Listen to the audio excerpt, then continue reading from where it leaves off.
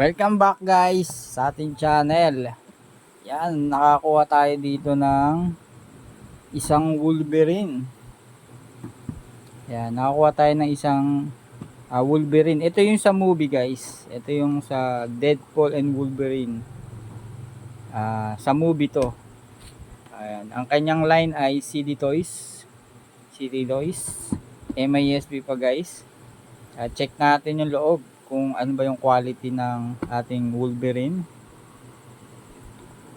na gawa ng CD Toys. Yan, MISB pa yan guys, naka-plastic pa. So tanggalin natin yung plastic niya.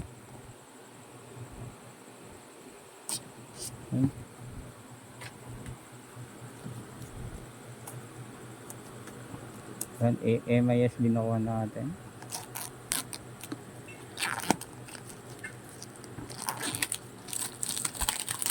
Yan. Kala ko sira, ganun pala talaga siya.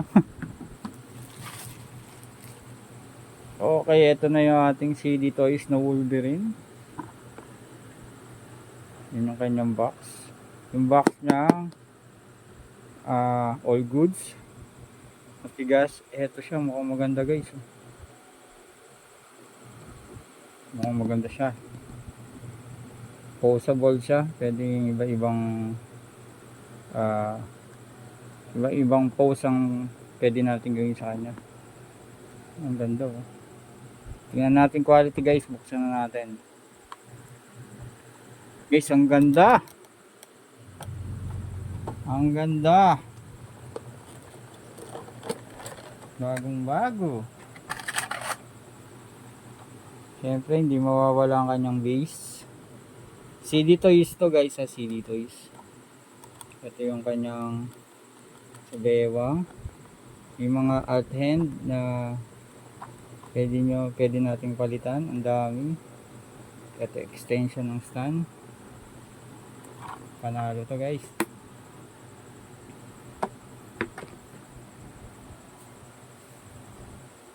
Siyempre tanggalin natin si Wolverine.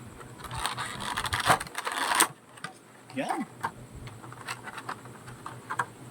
Guys, bagong bago to.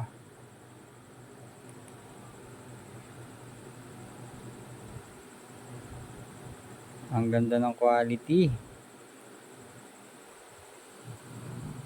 Ang ganda rin ng gawa ng mga CD Toys.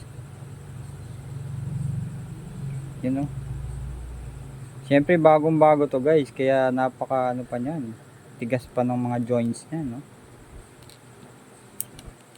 Tigas. Panalo. Articulated guys. Articulated. Sa tuhod. Yun o. Paa.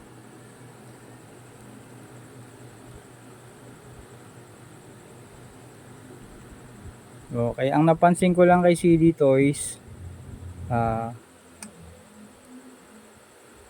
wala akong nakikitang marking sa katawan niya. Pero double check pa rin natin, wala akong nakikitang markings. Yan, kahit sa paa wala. Pero authentic siya, CD Toys. Ayan o, CD Toys yan, authentic yan guys. May sticker ng Disney.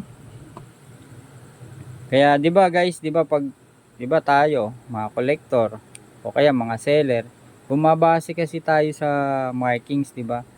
Pag walang markings, matik sinasabi natin na KO o kaya replica. Okay, pag nakakita kayo ng ganito at binebenta sa inyo mura at feeling nyo CD Toys, kuhanin nyo guys.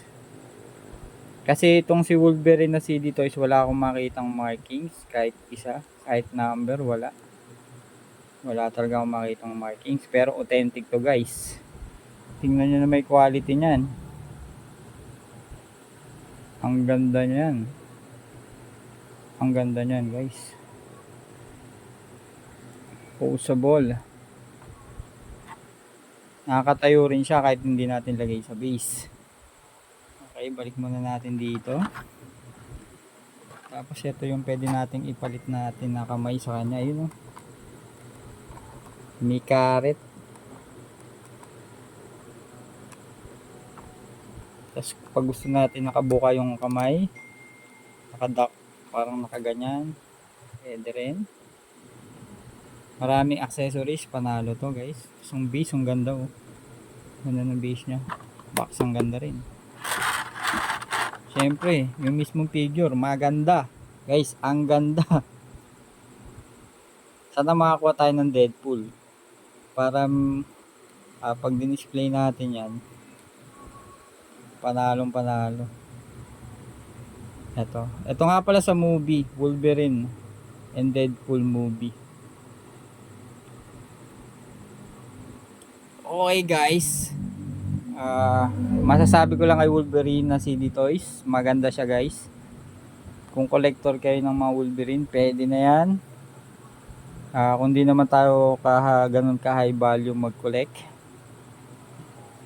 panalo to guys.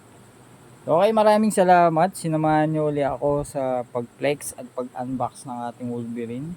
CD Toys uli ang kanyang line, Marvel Studios. Sana makakuha tayo ng Deadpool para ma-flex din natin sa inyo.